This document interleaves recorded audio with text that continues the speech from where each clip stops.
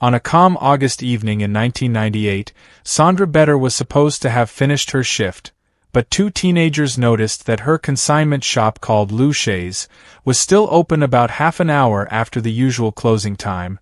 By the time they stepped in, they found the cash register open. Items were scattered on the floor. And behind the counter, Sondra was lying still, surrounded by signs of a violent struggle. They immediately called 911. There were marks of a desperate fight. There was evidence left behind. But the person responsible was nowhere to be seen. Police arrived quickly. They had fingerprints. They had biological evidence.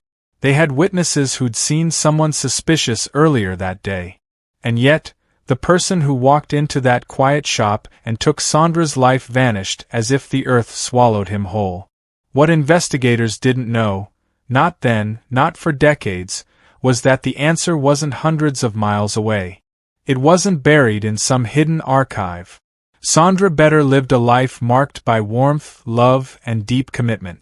Born decades earlier, she met the man who would become her husband in a way as classic as it was charming. They met in a blind date. Her husband Zeke, who is sometimes referred to as Seymour by his friends, later recalled how they encountered each other in Brooklyn shortly after. She was fresh out of high school. He, a young man resuming life after starting his business. They married in 1948, igniting a partnership that would span nearly half a century. Over the years, Sondra and Zeke built a family together, raising 3 daughters, who eventually grew up and moved out. Beyond her role as a loving wife and mother, Sondra was a woman who didn't let retirement mean slowing down.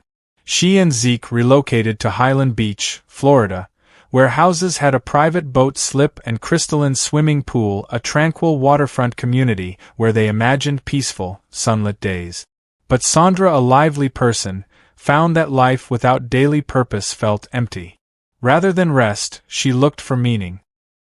A friend suggested she try a job at Lou Shays' consignment boutique, and she did. For 8 years, she worked surrounded by vintage furniture, collectible trinkets, and curiosities. She wasn't motivated by money, she didn't need it, but by the rhythm and structure the job gave her, and the simple joy of getting perked up and pretty, as Zeke once described it. At 68 years old, just days before her planned retirement, Sondra was still vibrant and engaged. She dreamt of celebrating with Zeke, who had given up his electrical supply business, renewing their wedding vows back in New York on their 50th anniversary. In so many ways, she embodied kindness, persistence, and a deep love for the life she and her husband built together.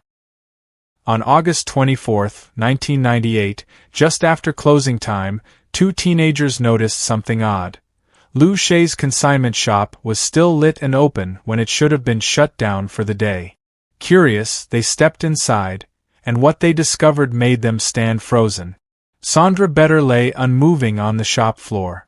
She had been stabbed and bludgeoned, the wounds on her hands telling a terrifying story. She'd tried to fight for her life.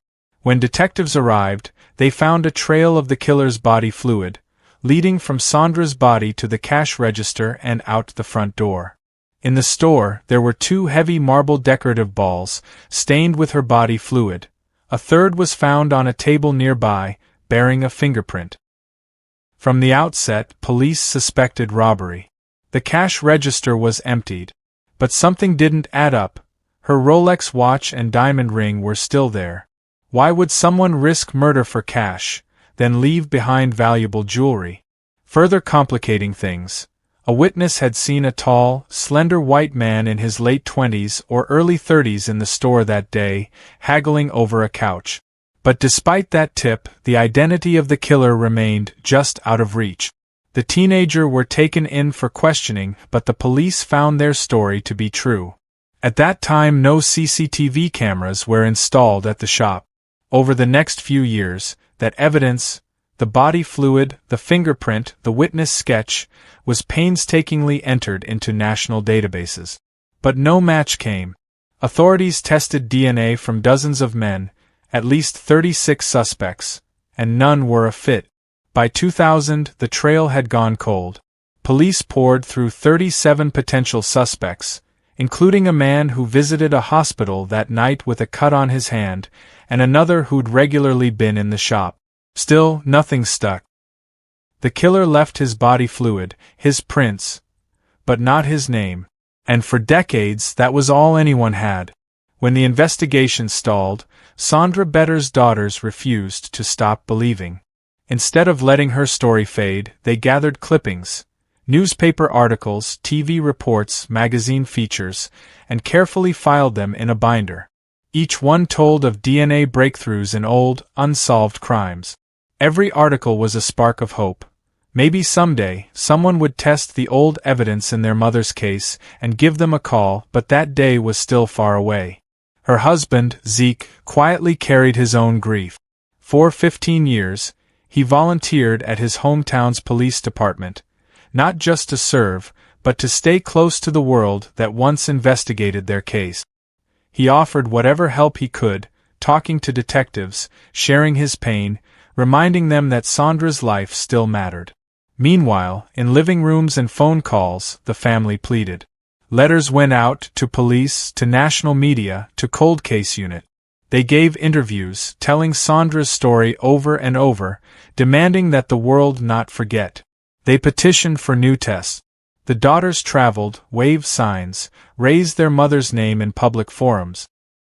And yet, for years, the case remained closed. Detectives explained their reluctance. Lack of staff, limited funding, competing cases. Their mother's name became just one file in a dusty stack. Still, the emotional cost piled up. Grief became routine. Frustration lived in every unanswered phone call. The daughters grew older, careers, marriages, children of their own, but the binder of clippings grew too, page by page. At night, Zeke would sit quietly in the living room, the glow of a desk lamp on his face, wondering whether the fight was worth it. For them, the biggest fighter wasn't a detective or a journalist. It was their own hope. And they kept fighting, no matter how many years passed. For more than 2 decades, the murder of Sondra Better lay quietly on the shelf. Investigators followed every lead they could, fingerprints, body fluids, witnesses, but the case stayed cold. That was until December 2018, when something absolutely ordinary flipped the entire story. A man named Todd Barkett, living in Brandon, Florida, applied for a job as a certified nursing assistant. That kind of job requires a background check, and that meant submitting fingerprints. Little did he know, the prints he quietly gave would connect him to one of Delray Beach's most haunting mysteries. When detectives finally knocked on his door in Tampa, he didn't act surprised. According to police, he shrugged when told they were there about the Delray Beach homicide. When Delray Beach police ran his prints through their long-standing evidence, they got a match. The same prints found on a decorative marble ball at the scene of Sondra's killing. Suddenly, this 20-year-old cold case wasn't cold anymore. Detectives didn't hesitate. They moved quickly. They secured a DNA sample from Barkett, compared it with the body fluid left behind at Sondra's shop, and found a perfect match. The killer's own biological trail, meticulously laid out decades ago, finally pointed to a face. Forensics officers, some of whom had worked on the case since the beginning, said this was a moment out of a movie. Crime scene examiners explained how they preserved the fingerprint from that marble ball all those years, knowing someday maybe they'd get a hit. Their persistence, paired with modern fingerprint identification tools like automated fingerprint identification system, made the breakthrough possible. At a press conference in Delray, the Crime Investigation Department said, 20 years is a long time to want and ask for justice. For Sondra's family, this was more than just technical success. It was proof that they had been right to never give up. The public attention surged. News outlets lit up, telling Sondra's story in new light. Her daughters cried tears of relief, her legacy resurfacing not as a cold case, but a fight they had finally won. And for law enforcement, it was a powerful reminder. No matter how old the crime, DNA and fingerprint technology can change everything. Her case, once unsolvable, became a symbol of hope, that sometimes the smallest, most mundane act, like applying for a job, can bring long overdue justice. Thanks to modern fingerprint databases, Todd Barkett finally became the focus of the investigation. But police didn't just rely on fingerprints. When they searched his face in later driver's licenses, they noticed something no earlier photo showed: a distinct scar on his cheek. Investigators believe that scar was more than random. It was a defensive wound, a mark left when Sondra fought back. She must have struck back with something sharp or hard, leaving Barkett injured during the struggle. Why was it missed before? Because driver's license photos prior to 1998 showed his face without that scar. The first time it appeared was after Sondra's death, a clue that raised immediate red flags. Fingerprint technology finally connected his print to a marble ball used in the attack, a brutal piece of evidence left behind. But Barkett's involvement didn't stop at the print. Prosecutors also submitted fresh DNA samples. Testing revealed a perfect match between his genetic material and the blood found on scene. Together, the scar, the fingerprint, and the DNA wove a grim narrative. This was no random intruder. It was someone who fought, someone who left a piece of himself in that crime scene. Looking at Barkett's past, detectives uncovered a troubling pattern. He had prior arrests for assault, but never tied to major violent crimes like this. Because of that, he wasn't on any high-alert list. He slipped through the net, largely because he wasn't considered a high-risk suspect in 1998. His prints weren't in national databases, and forensic tech back then wasn't powerful enough for a definitive match. When confronted by detectives, Barkett initially reacted with denial, flat, unemotional denial. He claimed he had no memory of being in Delray that night. Barkett lived about 8 miles from the consignment shop at the time of the 1998 murder. Some witnesses said he seemed calm, shockingly so. According to Barkett, he said the prints must be wrong or that they belonged to someone else. But the scar on his face told a different story.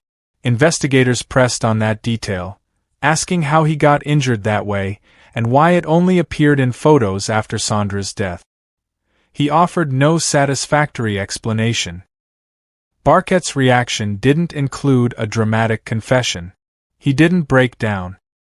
He stayed silent on any admission of guilt, sticking to his denials even as the forensic case against him stacked up. But for the family, the physical evidence was more than enough. Fingerprint match on a weapon-like marble object. DNA match in the victim's body fluid. Injury scar consistent with a defensive wound she likely gave him. It was more than coincidence. It was a story written in tears, broken bone, and untouched prints, a story finally told. More than 20 years after Sondra Better's brutal death, her family finally sat in a courtroom facing the man prosecutors said stole her life. The trial brought forward decades of evidence, heartbreak, and unanswered questions. Witnesses, forensic experts, and detectives took the stand, each piece connecting back to that small Delray Beach consignment shop in 1998. And then, it was Barkett's turn to speak. This is where the tension tightened, because his story wasn't just unexpected, it was bizarre. Barkett's defense told a story no one saw coming. In court, Barkett didn't confess. He didn't apologize. He didn't show remorse. Instead, he claimed, the fingerprints found on the marble object were from a previous visit to the store weeks earlier. He said that on the day of the murder, he returned to the shop, not to kill, but to take from an unattended register. He said he was bleeding from an injury he got working as a day laborer, which explained why his body fluid was in the store. And the most unbelievable claim, he insisted he never noticed Sondra's body lying on the floor. He said he simply shoplifted and walked out. You could feel the air shift. Even the jurors looked stunned. The prosecution's response was, evidence speaks louder. But then came the facts. The fingerprints weren't faint or partial, they were clear and fresh. His body fluid was mixed with Sondra's at the scene. The scar on his face appeared only after the attack, consistent with defensive wounds during a struggle, and the forensic timeline matched him perfectly. The prosecution argued that Barkett didn't stumble on a crime scene, he created it. After decades of waiting, the jury delivered what Sondra's family had prayed for. Guilty.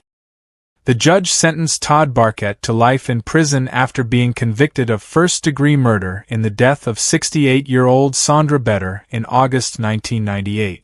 No ambiguity, no hesitation. The truth that hid in the dark for 21 years finally stood in the light. Sondra's daughters and her husband, who waited through 20 birthdays, 20 holidays, 20 years of silence, finally heard the words that brought answers. They felt relief, deep exhale from your soul relief. But also heartbreak, because justice doesn't bring a mother back. It doesn't fill the empty seats at weddings, graduations, or birthdays. One daughter said she still kept the thick file of newspaper clippings from other cold cases solved by DNA. The file she opened every time she felt hope slipping away. Now, she didn't need it anymore. Delray Beach residents remembered Sondra as warm, caring, and full of joy. Her death haunted the city for decades, a painful reminder of a killer walking free. When the verdict came down, it felt like the whole community finally breathed. This wasn't just a win for one family. It was a message to every unsolved case, every forgotten name, every box gathering dust in an evidence room.